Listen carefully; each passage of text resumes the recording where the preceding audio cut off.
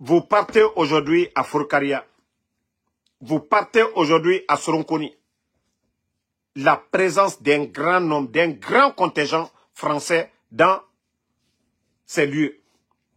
Mais l'argument qu'on trouve toujours à nous dire que non, c'est des formateurs. C'est des formateurs. Ça dit l'administration, on n'entend jamais. Mais c'est toujours l'armée, que des formateurs. Attendez, il y a un autre mot dit. Mutamu kombiti m'a dit mois de Ramadan. Hein? Voilà. Donc, famille, quand on vous dit aujourd'hui, regardez, hein, et Biri, Andé Narambi, d'autres sont devant, et on a juste zappé ça sur la télévision même nationale, sur la RTG. Vous pouvez voir les logos même de la RTG ici. Mais quand les gens parlent ici de la présence d'un grand nombre, même les militaires, d'ailleurs, ce sont les militaires guinéens. Ce sont les militaires guinéens qui nous informent. C'est-à-dire c'est gênant pour eux. La présence de tous ces militaires français chez nous en Guinée. Pendant que la Côte d'Ivoire qu'on accusait, la Côte d'Ivoire, c'est-à-dire le grand camp qui était à Abidjan, les militaires français sont partis. Mais c'est chez nous, on cache. Ils font le semblant. Oui, quand la population, les gens parlent, oui, de la présence d'un grand nombre de contingents français, l'argument qu'on trouve, c'est des formateurs. Formateurs de quoi? L'armée guinéenne aujourd'hui, il y a eu quel recrutement au sein de l'armée guinéenne? C'est des formateurs de qui? Force spéciale seulement? Au sein de l'armée guinéenne, depuis l'arrivée du CNRD, il y a eu quel recrutement sincère dans l'armée? Il y a eu quel recrutement? Ils forment qui? C'est les forces spéciales. Ils forment qui? Des criminels. Et quand on dit que la France est complice de tout ce qui se passe chez nous en Guinée, les gens se plaignent. Mais dites-nous, nous sommes tous des Guinéens. Depuis l'arrivée de Mamadi Doumbouya, il y a eu quel recrutement au sein de l'armée guinéenne? Dites-nous. Les forces spéciales, ils étaient moins de 500. Mais aujourd'hui, ils sont plus de 4000. Les forces spéciales, ils sont là pour qui? Pour Mamadi Doumbouya. Pour protéger le pouvoir de Mamadi Doumbouya. Donc, les Guinéens, comme je vous le dis, nous devons nous réveiller. Notre problème aujourd'hui, ce n'est personne d'autre, c'est la France. Tout le problème, on a vu nos voisins, le Mali, qui a demandé le départ de l'armée française. On a vu le Burkina, on a vu le Niger. Et je vous ai dit, remarquez, hein, le Gabon, Brice, le président de la transition de là-bas, il a déclaré qu'il est candidat. La France ne dit absolument rien. Pourtant, il y a eu des élections.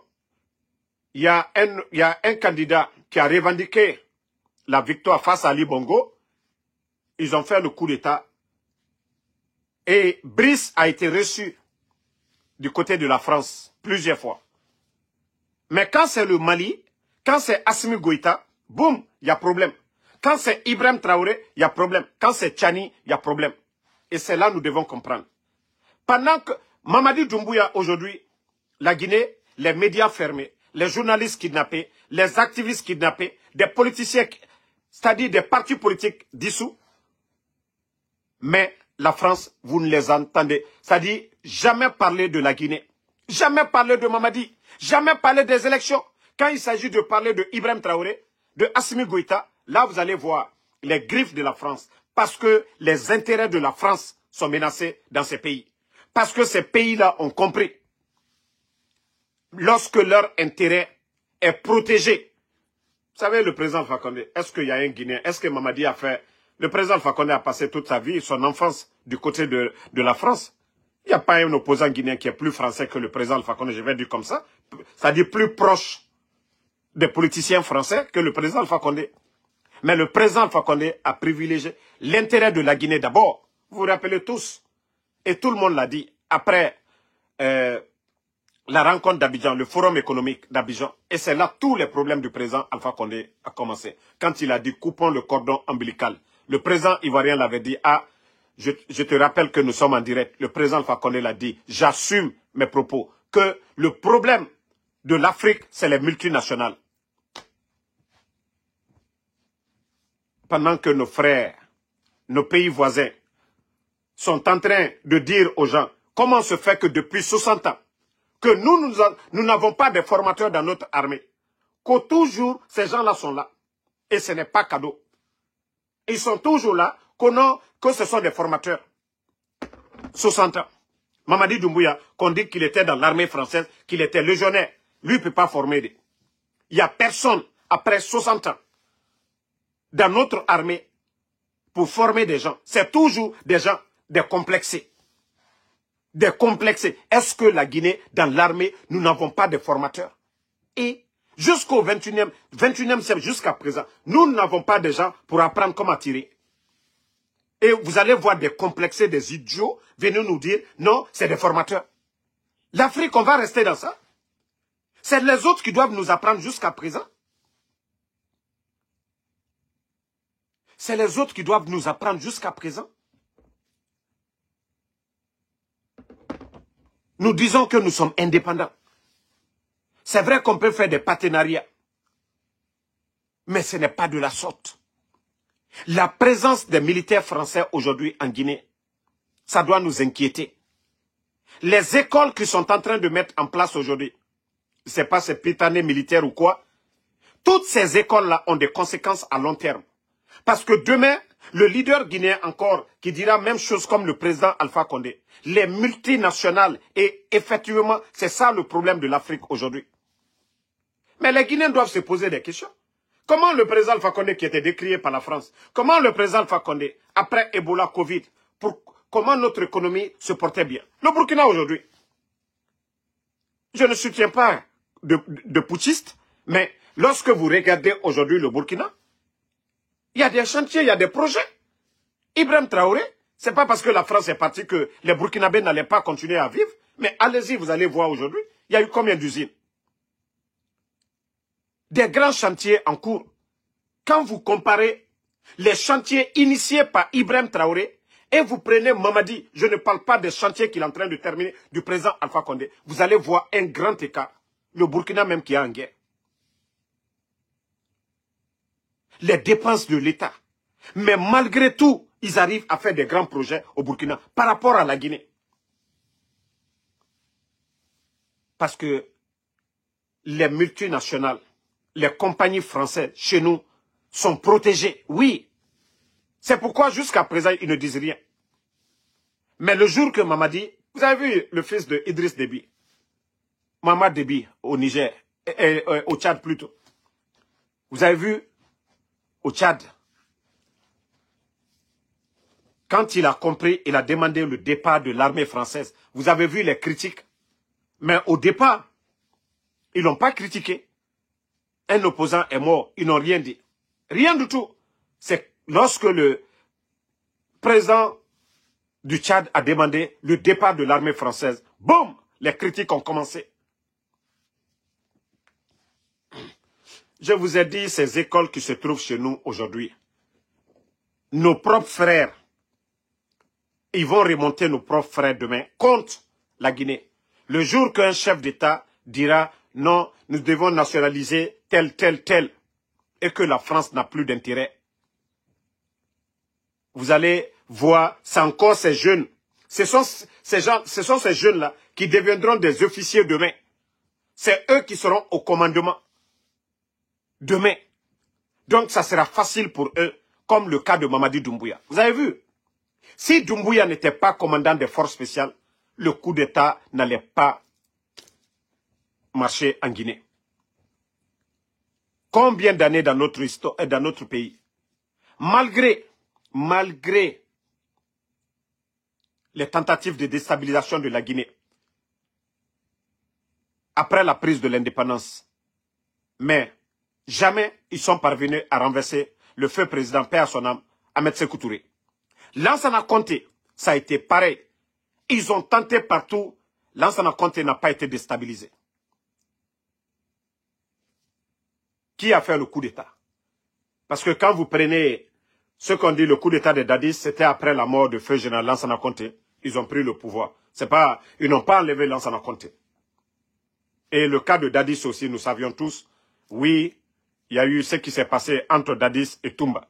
C'est Kouba Konaté après. Mais le vrai coup d'État en Guinée, c'est Mamadi. Mamadi Doumbouya, il est qui? Un légionnaire. Et qu'est-ce qui s'est passé d'abord qu'on parle de coup d'État? Parce que le président Alpha Condé avait dit non aux multinationales, nous devons changer nos manières de faire. Oui, le grand projet Simandou, oui, le président Alpha Condé est allé vers les pays de l'Asie. Parce que Simandou a été retiré des mains d'un multinational qu'on appelle Bernie Steinmet. Vous savez, si Bernie Steinmet exploitait Simandou, oui, les revenus allaient partir du côté de la France. Donc les Français ont vu leur intérêt menacé. Il fallait faire sauter le président Alpha Condé. Mais aujourd'hui, allez-y vérifier le dossier de Simandou.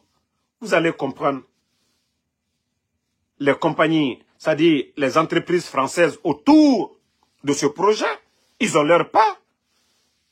Ils ont leur part depuis l'arrivée de Mamadi. Il y a combien d'entreprises françaises, de sociétés qui sont venues en Guinée?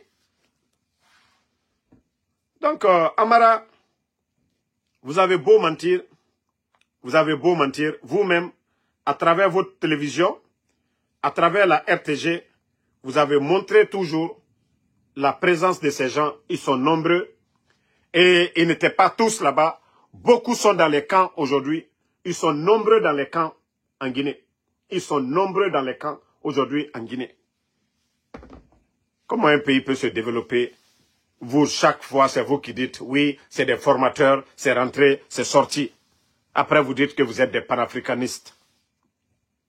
Après, c'est vous qui dites, oui, vous êtes des panafricanistes. À un moment donné, je vous demande, il faut avoir honte. Hein. Il faut avoir honte quand vous faites certaines choses. Il faut penser à ce pays. Bon, franchement,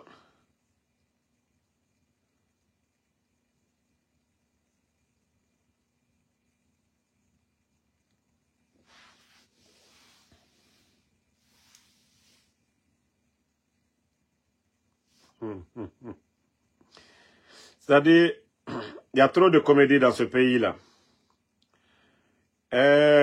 Vous avez vu, c'est-à-dire le CNRD est toujours dans le populisme. Parce que c'est le carême des chrétiens, Ramadan des musulmans, combiné à la fois, oui, on va essayer d'organiser, je ne sais pas, des festins quoi, au nom de tout le monde dans les églises comme à la mosquée. Vous savez, le problème de ce pays, nous faisons le semblant. Le Guinéen, nous aimons la facilité. C'est-à-dire, quand on dit ici, il y a des obstacles devant vous, mais il y a le bonheur qui est derrière. Et ici, il y a le bonheur devant vous. Derrière, c'est-à-dire, il n'y a rien. Le Guinéen, c'est ce petit bonheur-là que le Guinéen veut. Ce petit bonheur, malgré qu'il y a un gros bonheur derrière. Il ne veut pas ça. Il ne veut pas franchir les obstacles pour atteindre le bonheur absolu. Ils ne veulent pas ça. Vous avez vu, j'ai un respect pour les femmes. Celle qui est aujourd'hui gouverneur de la Banque centrale et gouverneur de la ville de Conakry. Celle qui est la dame générale qui a été nommée. C'est cette propagande qui continue toujours dans ce pays. On utilise le nom de Dieu, Allah relie, mais Adam Adé Biri Mananara. Ça dit, il y a des gens qui n'ont... Franchement, je me dis, où va le monde? Mrende Nara, que non, ce sont des musulmans. Mais Ibrema, parce que Allah tamou wayama, Allah mou pressema. Chaque fois pour endormir les fidèles, et Nara Mamadi Doumbouya, Allah n'enfa renatana. Mbara falaoube, woulé, oh woulé bele bele. Le bon Dieu, Allah subhanahu wa ta'ala, il a créé le bien et le mal.